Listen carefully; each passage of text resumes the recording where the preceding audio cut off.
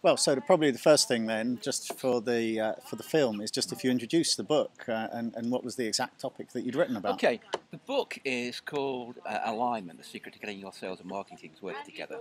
And basically, there's quite a lot written about alignment, but it's written in a very technical, and dare I say, dull way. And I wanted to bring a sort of refreshing way that you could just pick up. It's a simple, non-narrative book and dip in and out to. That's the purpose of the book. Okay, and I mean, you've been using social media quite a lot to reach out to people, and a number of different tools. So, I mean, we've spoken about LinkedIn before and how it's allowing you to reach out to people in different businesses that you've never met before, and you can find them by function or company. So, how useful have you found that, and how has it changed your ability to find people? I'm amazed with the power of LinkedIn, and I'm sort of kicking myself how stupid I was not to appreciate its power a few months ago even. So, as I was saying, I think virtually half the people I want to contact with are probably on LinkedIn. And you can approach these people and ask for their advice about how you could go about talking to them, or who would be the best person to talk to in that organisation. So just as you would do for looking for a job, you'd approach somebody and say, yours are Hughes, give us a job. You might say, who do you know, or any advice. I do that. It's a great way to start a conversation. Just an opening of a conversation, or it's giving you permission to have that conversation. It is not the conversation, and the conversation will happen in the normal way via phone or face-to-face. But it's a great way to start, and then it can be supported by other means as well. So I find things like Twitter and Facebook work very well for people I know already, not for people I don't know, but LinkedIn is great for just making an approach to somebody in a sensible way. And if you don't offend them in a sensible and come across as non-intrusive, they will often respond in a very positive way. So certainly, if you were, if you were someone out there looking for a job, you wouldn't just find the head of HR at a large corporation and just use LinkedIn to blast them your CV. No, what I would do if I was looking for a job on that, I would go onto YouTube. Yeah. There are a plethora of films on YouTube about how to use LinkedIn to get a job. Some of them are done, run by Stryker or Kirk from Dallas, saying, do this, do that, do this. I can't do that. And others are one of those sort of more animated films. And people there share the text of how they approach people. So you can actually virtually copy and paste, or as in marketing, we don't copy and paste, we creatively emulate what other people do. Yeah. Change it a little bit and use that. And I find if you're reasonable, it works really well. Of course, the beauty of LinkedIn is, if you send out 10 of those, or 20, or 100, you don't get any of the rejection. You only get the feedback, positive response. Yeah. Now, bear aware, and the attraction of LinkedIn, it goes out once as a LinkedIn message internally, and they will get an email as well. So you get 2 bites of the cherry, in effect. But it takes a bit of time for people to respond, so don't get annoyed if you send one out at 1 o'clock and nobody responded by 3. It might be 1 o'clock next Monday to come back to you. Yeah. And so how have you found that Twitter's different then? I mean, that's more of a conversation rather than just literally trying to contact people you don't know? I find Twitter, I've contacted with people on Twitter, people I sort of knew. So I think I sort of knew you and we connected on Twitter. There's people also in my profession that I sort of connected with on Twitter.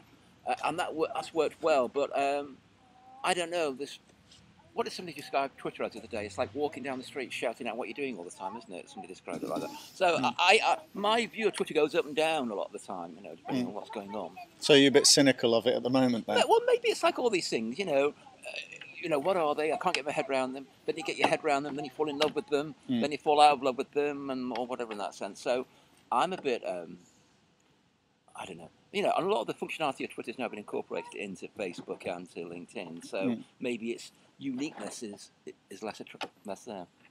But is that more because some people have looked at Twitter in that way as, walking around shouting out what you're doing at the moment.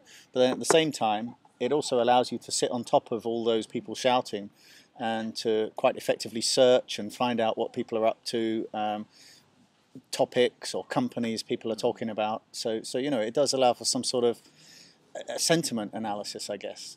Yes, I'm not dismissing it. I'm just saying, from my own personal point of view, I find it far more useful on a social side. And it's interesting that people who I know who only operate on LinkedIn or only operate on Facebook or on Twitter, I know certain people say, I will never do Facebook, I'll never do other things. And that's fair, but I think what I'm saying is for Twitter, for me now, if it stopped tomorrow, I could carry on doing what I'm doing quite effectively. Yeah.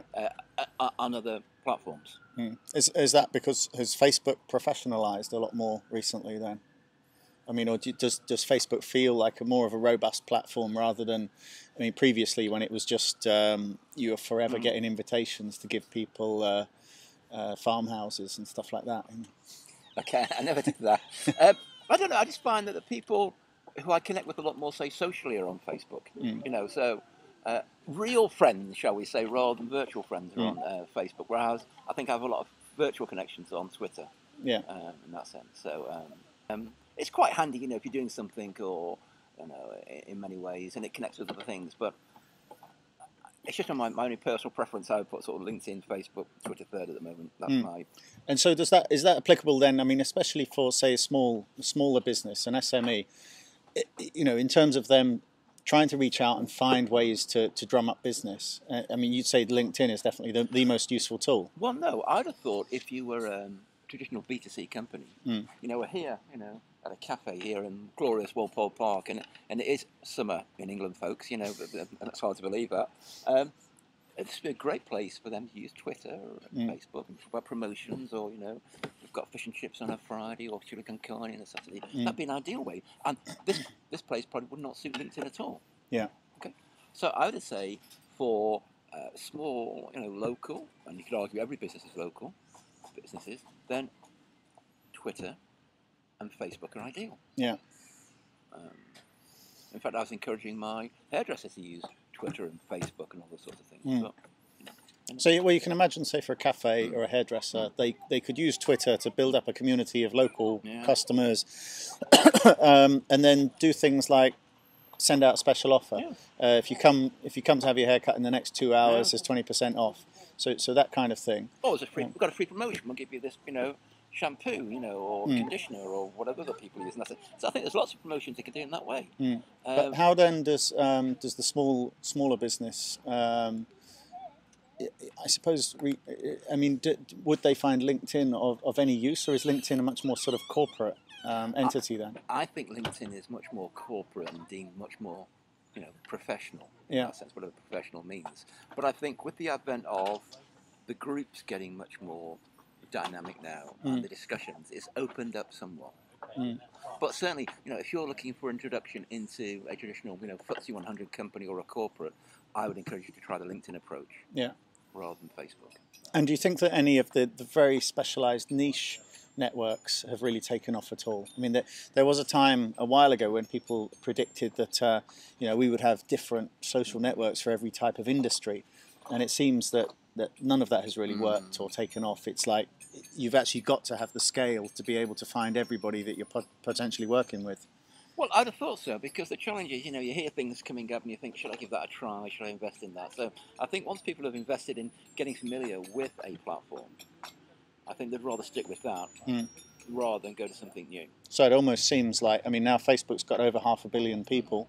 LinkedIn is the predominant business networking platform.